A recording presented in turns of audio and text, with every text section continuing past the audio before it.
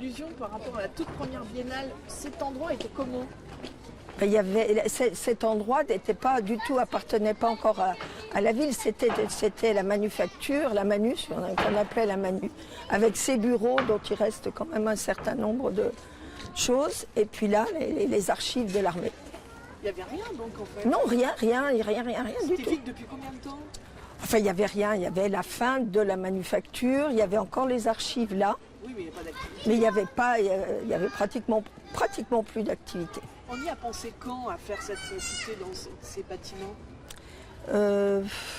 Bon, d'abord, on a cherché à plusieurs endroits. Et puis, restait pas non plus en plein centre-ville parce que c'était important. Un endroit, j'allais dire, qu'on espérait en expansion. Voilà. Donc, on a eu dans un premier temps que la partie des bâtiments que vous voyez. Et puis, il y avait 2 villas et la Platine a remplacé. Et par la suite, le musée de l'armée a déménagé. Donc, on a eu les Haches à la suite de ça. Ça s'est fait petit à petit. Ça s'est Il n'y fait. avait pas d'autres endroits emblématiques que vous auriez aimé investir? Non, il y avait le parc. Non, le seul espace, c'était le parc Expo. Il y avait rien. Le parc Giron était déjà construit. Non, il n'y avait pas. On avait cherché vers la Comédie, on a cherché de partout. Mais si on voulait un lieu qui puisse se développer, et se développer surtout, ce qu'on espérait. Et donc là, aujourd'hui, avec le recul, vous aviez pensé, lors de cette première biennale, que vous arriviez à ce résultat-là? Non. Objectivement, c'était plus un pari, mais avec déjà quand même une assise solide sur l'international et sur des années, puisqu'on était le premier post-diplôme. Alors concrètement, oui. On imagine la première idée de cette biennale et pourquoi, dans quel contexte? Si vous vous souvenez, quelqu'un ait dit « ça sera une biennale d'art et de design ». C'est Jacques Bonaval, c'est Jacques Bonaval qui avait toujours beaucoup d'idées, qui prenait des paris assez risqués, mais je pense qu'il a eu raison. Et qu'il a convaincu non seulement, j'allais dire la municipalité, mais il a convaincu aussi toute l'équipe des Beaux-Arts. Parce que la première biennale, c'est pas fait avec des commissariats de droite et de gauche, il s'est fait avec les étudiants, il s'est fait avec le personnel et tous les Beaux-Arts.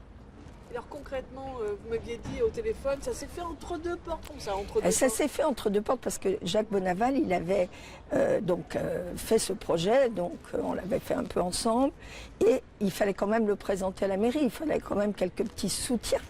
Et je crois que le maire de l'époque, qui était Michel Thiollière, il a dit, écoutez, oui, je passerai dans votre bureau. Et puis, on lui a dit, voilà, on veut faire ça. Vous débrouillez-vous. Par contre, j'ai pas trop d'argent, etc. Et c'est OK. Voilà, mais ça n'a pas duré, j'allais dire, ça a duré très peu de temps. Parce que je crois qu'il nous connaissait bien, qu'il connaissait très bien Jacques Bonaval et qu'il savait que l'équipe des Beaux-Arts était capable de monter un événement d'envergure. Alors l'équipe dont vous y êtes parti, oui. Elle s'est heurtée à quoi en fait? Ça n'a pas été aussi facile que ça ou au contraire ça a été très On ne facile? s'est pas heurté à grand chose pour la première parce que je pense que l'équipe n'avait pas tout à fait conscience de ce que ça pouvait être à cette époque. Puis nous non plus, j'allais dire, on est parti dans une aventure. Donc on ne s'est pas heurté et je crois que tout le monde a été surpris surtout de l'envergure que ça a pris dès la première biennale, puisque nous avons eu 100 000 visiteurs. Et tu l'as pris? Je pense que d'abord, on a fait venir les gens de l'étranger, toutes nos collaborations, tous les espaces, toutes les agences avec lesquelles, et les écoles avec lesquelles on travaillait.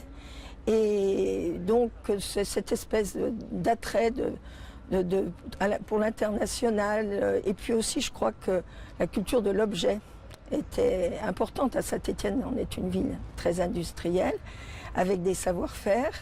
Il y avait déjà eu l'école des Beaux-Arts qui a été créée pour ça, le musée d'art et d'industrie. Et donc, en fait, je crois que ça parlait à tout le monde. De reste à la première biennale, c'était des familles aussi qui venaient visiter avec les enfants, etc. Ça parlait, j'allais dire, à l'âme stéphanoise. C'était d'abord populaire, c'est pour ça que ça fonctionne. Et du coup, on a convaincu l'étranger. On a convaincu l'étranger, oui, parce que c'était populaire, parce qu'on montrait tous les aspects sociologiques, culturels, industriels de tous les pays, qui étaient plus ou moins du reste avancé, puisque l'Afrique était un peu assez balbutiement dans ce propos, et puis il y en avait comme la Suède ou comme la Tchécoslovaquie à l'époque. Voilà. Petit budget? Petit budget, oui, petit budget, puisque à l'époque, la biennale avait coûté 700 000 francs, c'est-à-dire 100 000 euros. Alors bon, il y avait aussi beaucoup de bénévolat, et puis toute l'école et tous les étudiants ont travaillé sur ce projet. Et qu'est-ce que vous a marqué, vous, aujourd'hui? Si on voudrait savoir pourquoi la sauce a pris dès le départ et qu'elle prend encore un peu son essor aujourd'hui? Ouais, je pense que c'était quand même quelque chose d'un peu original et ça le reste. On n'est pas un salon commercial. On montre les évolutions du design dans tous les domaines et il a sacrément évolué depuis toutes ces années. J'allais dire maintenant on parle aussi de design pour tous, de design d'espace. Nous c'était l'objet. L'objet et dans son contexte sociologique, culturel. Saint-Étienne en avait bien besoin à cette époque. Même maintenant. Je pense qu'on en a toujours besoin, mais je pense qu'on était à un tournant, justement. On voulait changer cette image de Saint-Étienne. Et déjà, le travail qu'avait fait Jacques Bonaval avec le post-diplôme, avec tous ces échanges qu'avait fait Josiane Franc avec l'étranger, nous donnait déjà une position et une image qui était différente. La preuve, c'est que maintenant, on est Ville Design UNESCO. Donc, je pense que ça a bien suivi, grâce à tout le monde.